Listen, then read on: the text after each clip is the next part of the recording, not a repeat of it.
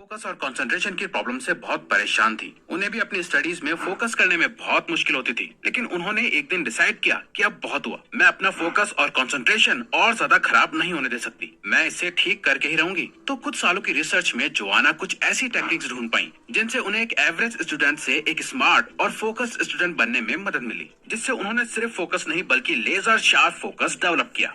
अब क्योंकि आजकल हम में से अधिकतर लोग वीक फोकस और वीक कंसंट्रेशन की वजह से अपनी स्टडीज या वर्क में फोकस नहीं कर पाते, और तो और इवन पॉपुलर साइंस मैगजीन के अकॉर्डिंग आज के वक्त में एक अडल्ट पर्सन सिर्फ 40% ही अपना दिमाग फोकस करने में इस्तेमाल कर पाता है, जिसकी वजह है distractions like social media, phone, TV, gaming gadgets etcetera. तो इसी वजह से जोआना जेस्ट ने सोचा कि मैं अपनी ही तरह दुनिया भर के स्टूडेंट्स और लोगों का focus and concentration laser sharp बनाने में उनकी हेल्प करूंगी, जिसके लिए जोआना ने बुक लेजर शार्प फोकस लिखी, जिसमें उन्होंने वो प्रैक्टिकल टेक्निक शेयर करी है जिनसे उन्होंने अपना फोकस लेजर शार्प किया है और जिससे अब आप भी अपने फोकस को लेजर जितना शार्प बना सकते हो। तो आइए जानते हैं जोआना की वो टेक्निक्स। लेकिन उससे पहले हम आपको एक टास्क देना चाहते हैं कि आप इस वीडियो को फुल फोकस के साथ एंड तक देखने की कोशिश करना, और बिना डिस्ट्रैक्ट हुए अगर आप ये वीडियो एंड तक देखते हो तो कमेंट्स में फोकस लिख देना। So number 1, what is focus and how does it work. Joanna कहती है हमें सबसे पहले ये समझना जरूरी है कि एग्जैक्टली फोकस होता क्या है और ये कैसे काम करता है। आपने अटेंशन, फोकस और कंसंट्रेशन जैसे वर्ड्स तो बहुत कॉमनली सुने ही होंगे, क्योंकि ये सभी वर्ड्स एक दूसरे से लिंक्ड है। हमारे आसपास हो रही हर एक्टिविटी की वजह से हमारा अटेंशन हमेशा किसी इनसाइड या आउटसाइड स्टिमुलाई की तरफ रहता ही है। स्टिमुलाई मींस वो चीज जो हमारे अटेंशन को अपनी तरफ अट्रैक्ट करती है।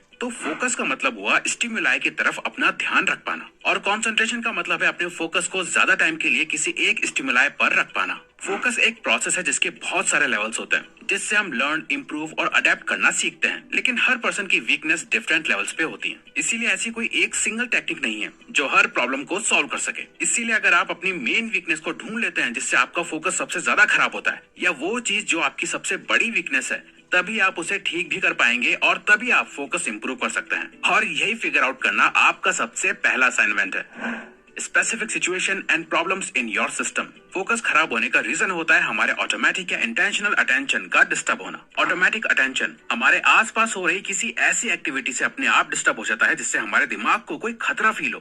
पर इंटेंशनल अटेंशन डिस्टर्ब होने का मतलब होता है जब हम किसी रीजन से 10 मिनट से ज्यादा किसी टास्क पर ध्यान ना दे पाए, या हम बार बार डिस्ट्रैक्ट हो रहे हैं अपने आप ही। इंटेंशनल अटेंशन डिस्टर्ब होता है हमारे एनवायरमेंट जोन, हमारी बॉडी जोन और हमारे माइंड जोन के अफेक्ट होने से। एनवायरमेंट जोन हमारे आसपास हो रही हर एक्टिविटी के साथ साथ और बहुत सारे फैक्टर्स पे डिपेंड करता है, जैसे कि बाहर का वेदर और टेम्परेचर। और बॉडी जोन से सीधा मतलब है कि हमारी बॉडी किस स्टेट में है, बीमार होने से या अनकंफर्टेबल पोजीशन में बैठना, सब कॉमनली बॉडी जोन की प्रॉब्लम्स है। और हमारा mind zone stress, anxiety, over thinking जैसे फैक्टर से भी डिस्टर्ब होता है। तो ये एनालाइज करना जरूरी है कि आप इन तीनों में से किस जोन की वजह से फोकस नहीं कर पाते हो। इस चीज को समझने के लिए जोआना डिस्ट्रैक्शन लॉक को यूज करने का सजेशन देती है। डिस्ट्रैक्शन लॉक का मतलब है कि आप कब, कहाँ, किस एक्टिविटी में और किस जोन के डिस्टर्ब होने की वजह से अपना फोकस खोते हो। आप इस चीज को एक रेगुलर चार्ट पर लिख लें।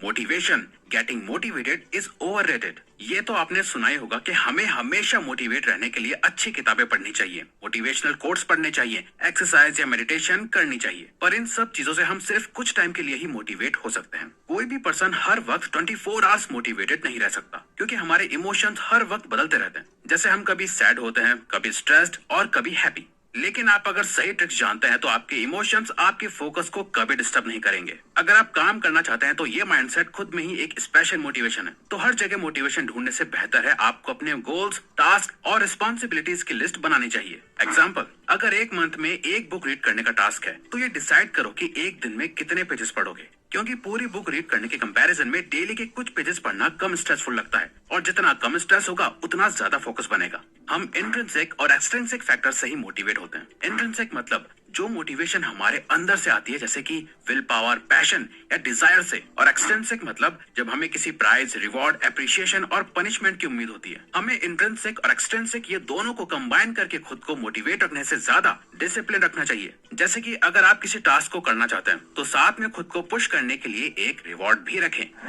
Build an environment that facilitates your focus. Surrounding में कुछ भी होने से आपका मूड, स्टेट ऑफ माइंड या कंफर्ट अफेक्ट होता ही होगा। हर एक्टिविटी के लिए अलग कंडीशन चाहिए होती है। वैसे ही फोकस करने के लिए भी एक सुटेबल एनवायरनमेंट मिलना बहुत जरूरी है। आप काम करते वक्त कोई भी ऐसे रूम में फोकस या कंसंट्रेट नहीं कर पाएंगे जहां आर्ग्यूमेंट, लड़ाई या हल्ला हो रहा हो। फोकस करने के लिए स्पेस ऐसा होना चाहिए जहां कोई भी डिस्टर्बिंग फैक्टर ना हो और हमारा एनवायरनमेंट बॉडी और माइंड जोन अफेक्ट ना हो। ये एक मिसकंसेप्शन है कि काम या स्टडी करने के लिए एक अलग रूम होना ही चाहिए। अगर आपके पास है तो अच्छी बात है, लेकिन दिस इज अ फैक्ट। कुछ लोगों के पास अलग रूम होने के बावजूद भी वो फोकस नहीं कर पाते और अधिकतर लोग एक एक्स्ट्रा रूम अफोर्ड ही नहीं कर सकते। तो क्या वो हार मान ले? नहीं।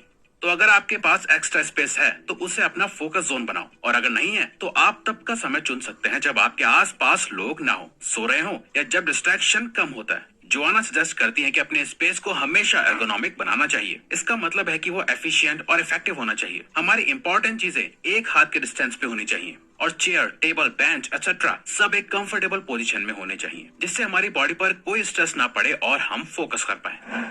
Max out your cognitive powers. हमें मोस्ट ऑफ द टाइम लगता है कि हमारे ब्रेन की प्रॉब्लम की वजह से हम फोकस नहीं कर पा रहे, लेकिन जोआना कहती है कि कई बार प्रॉब्लम हमारा माइंड नहीं बल्कि हमारी बॉडी होती है। बॉडी का कंफर्टेबल होना और सही स्टेट में होना बहुत जरूरी है। कोई बॉडी पेन इंजरी ना हो, बैक या शोल्डर पेन ना हो, कंफर्टेबल कपड़े पहने हो एक्सेट्रा। अगर बॉडी में किसी भी टाइप का पेन या थकान हो, वो डायरेक्टली या इनडायरेक्टली दूसरे जोन्स को भी अफेक्ट करता है, जिससे फोकस ना के बराबर हो जाता है। कुछ और फैक्टर्स भी होते हैं जो हमारी बॉडी को फिजिकली अफेक्ट करते हैं। फॉर एग्जांपल, रूम में कम लाइट होने से आंखों पर स्ट्रेस पड़ना, एक्सट्रीम हॉट या कोल्ड रूम टेम्परेचर। और अपनी बॉडी को स्ट्रेस फ्री रखने के लिए हमारा प्रॉपर स्लीप लेना, न्यूट्रिशन टाइम पर लेना और एक्सरसाइज को सही तरीके से करना बहुत जरूरी है, जिससे हमारी एनर्जी लो ना हो और हम फोकस कर सकें। स्लीप, न्यूट्रिशन और एक्सरसाइज का ध्यान रखने के लिए आपको बहुत सारे तरीके या एप्स बहुत इजीली मिल जाएंगे। आप शायद इन चीजों को इग्नोर करते हो। जरा इन सभी चीजों को ठीक करने की कोशिश करना, आपका फोकस देखना कितना ज्यादा बूस्ट होगा। Manage your